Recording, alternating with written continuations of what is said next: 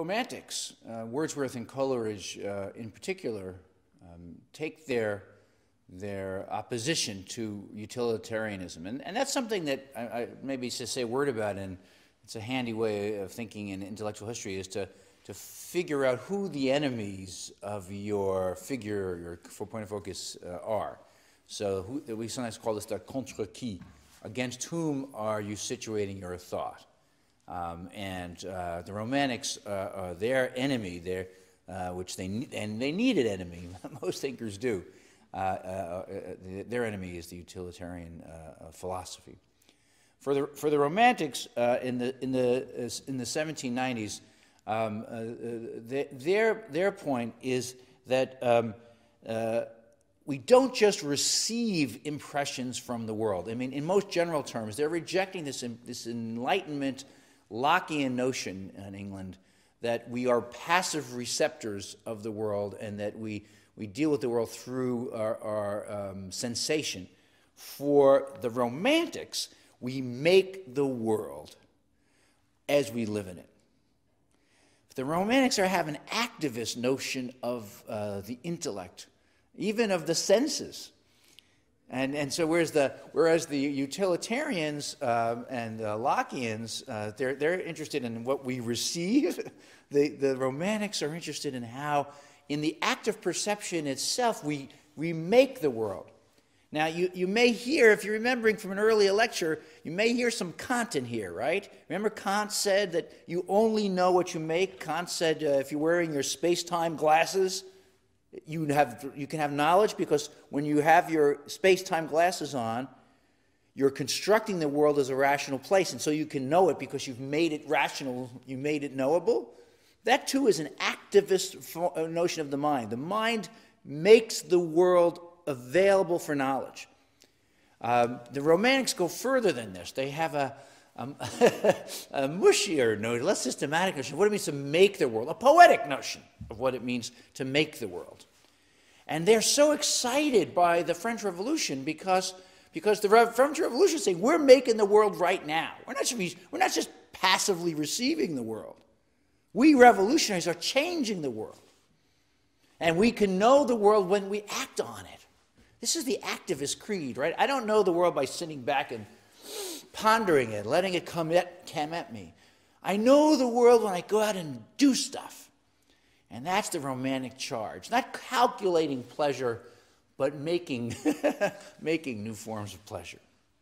So Wordsworth, who lived from 1770 to 1850, he saw the revolution taking place and was in France and was just head over heels. He thought this was the coolest thing. He went over to France and was wildly enthusiastic about the people seizing the initiative to remake the world. But by 1791, he starts to see that remaking of the world can get pretty ugly and that it gets pretty violent. And for Wordsworth, there's this moment of disillusion. After 1791, roughly, as when the revolution begins to spin out of control, and then by 1793, you have the Reign of Terror. Wordsworth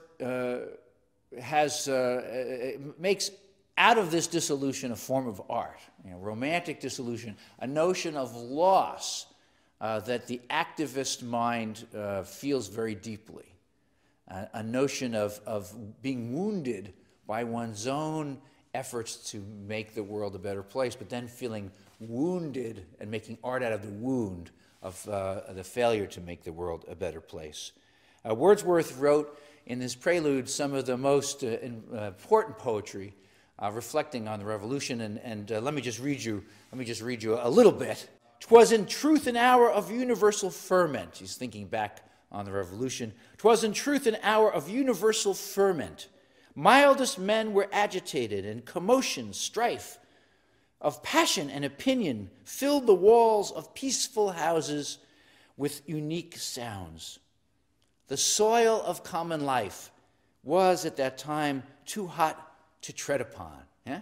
The soil of common life was at that time too hot to tread upon. A revolutionary time. Everything, even the ground is seething with heat change. I mean, now that we've just kind of pointed at Wordsworth's Romanticism, let me remind you of another key figure very briefly, Samuel Taylor Coleridge, who lived from 1772 to 1834.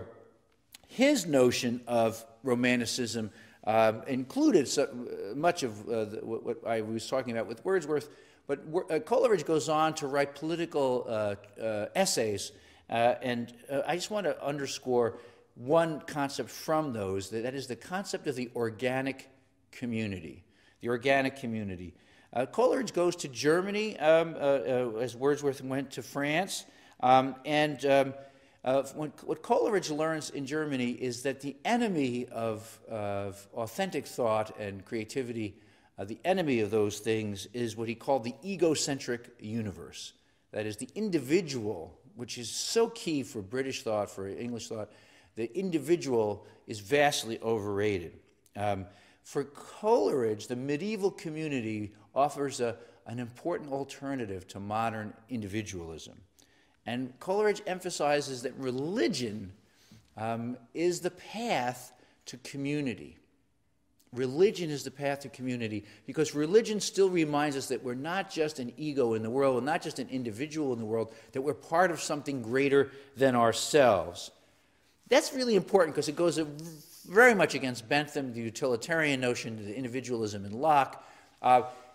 This romantic appeal to community and religion remains strong in England in ways that keep alive a avenue for talking about history, community, poetry, and religion as alternatives to the status quo of industrialism, utilitarianism, and individualism.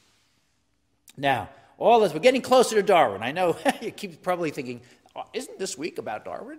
We're getting closer, but we have another figure just to talk about a little bit, and that's John Stuart Mill.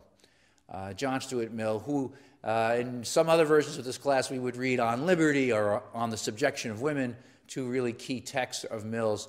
Mill is a fascinating figure because he is the son of a great utilitarian philosopher, a friend of Bentham's, James Mill, that's his father, and yet he, as a key figure in utilitarianism, he has a crisis, he calls it. It's really a nervous breakdown, and what saves him, he says, is Romanticism. John Stuart Mill was also an experiment of sorts, by his father. He was a prodigy. I think, as I recall, he learned Greek by the age of 3. He was doing higher level mathematics than I can do in my dotage by 4 or 5. I mean, he had learned various languages. He was, James Mill wanted to show that our education system had a lot of wasted time. And so that a young boy could learn a ton of stuff if you just taught him all the time new things. And John Stuart Mill was a prodigy. He was incredibly proficient, and he then had a nervous breakdown. It wasn't really.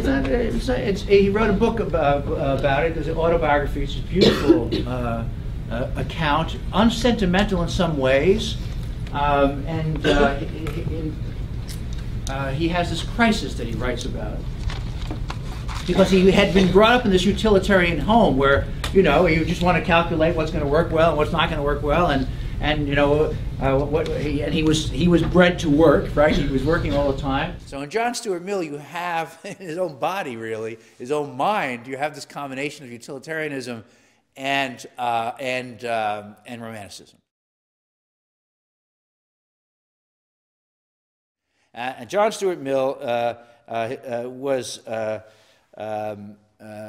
is most famous for developing a political philosophy in which liberty, justice, and toleration are fundamental. His notion of freedom extending as far as another person's zone of freedom. That is, you can do what you want as long as it doesn't hurt someone else. This notion of liberty is key for modern political thought. But at some point, and Mill, I should say one, John Stuart Mill was a project for his father, James Mill. That is, John Stuart Mill started his education in infancy, and by 3 he knew Greek, and he was calculating advanced mathematics at a horribly young age for those of us who have trouble doing it as adults. He was the poster child for how much you could learn, how much you could be crammed with, how much you could be crammed with in education in a utilitarian way. And then as a young adult, Mill suffers this nervous breakdown, and because he asks himself, if I had all the pleasure I thought I wanted, would I be happy? Would I really be at peace? Would I have some deep happiness? And, well, he puts it this way. Suppose that all your objects in life were realized. This is John Stuart Mill in his autobiography. Would this be a joy and happiness to you? An irrepressible self-consciousness distinctly answered no. At this, my heart sank within me. The whole foundation on which my life was constructed fell down. The whole foundation on which my life was constructed fell down. And John Stuart Mill turns to the Romantics to understand his depression, to understand his crisis. And what Mill begins to do then is to turn to the Romantic poets. He said basically, so I looked at the utilitarians and said, what do you do when you're depressed? They said, well, don't be depressed. Get some pleasure. He said, well, yeah, that's the problem. That's what being depressed means, you know. I'm not getting pleasure. I said, yeah, well, you should. Yeah, you need more pleasure. Okay, and he asked another utilitarian. I said, well, have you tried flipping a coin? I get a lot of pleasure out of that. Or wear funny shoes. Or, and he kept getting it. People kept, or, study more. Because study always brought you pleasure. Well, right now, I don't have the energy to study, and I don't know what I'm doing with my life. He said, okay, why don't you take up the piano? My brother George plays the piano. It brings him great pleasure. Well, I want to play. And so he went on and on and on. He kept talking to people who talked about the calculus of pleasure and suffering. And he kept talking to them, he kept telling them, yeah, you need more pleasure. And he kept sinking further and further into sadness, into isolation. And of course, since he was pretty well known, came from a very famous family and was brilliant, people kept saying, so what's wrong with you? Why don't you get more, why don't you come perk up? You've got everything going for you. Isn't that a great phrase when you're feeling down and someone says to you, gosh, I wish I was at Wesleyan. You should be happy. That usually makes me happy. You should be happy. What do you got to worry about? My mother said that to James Mill. What do you got to worry about? And so John Stuart Mill turns to the, he's aghast by this. Because he really thought these people had all the answers because they had a lot of answers. They were very good at figuring stuff out. And then he turns to Wordsworth. And he turns to Coleridge and he reads about dejection and melancholy. And he says, these people know about life. They don't say, oh, you should, flip a coin, or you should go take a class, take another class. These people actually explore their experience of sadness as a way of deepening their lives and creating art. And Mill says, I have got to somehow create a bridge between this crude utilitarianism and this romanticism, which has produced these extraordinary achievements in English poetry. And the rest of his life, he focuses on building a philosophy that combines attention to utility, attention to calculation, but also attention to organic community, attention to the whole. And it is that kind of combination that really is the most important background, the most important context for the development of Darwin's work.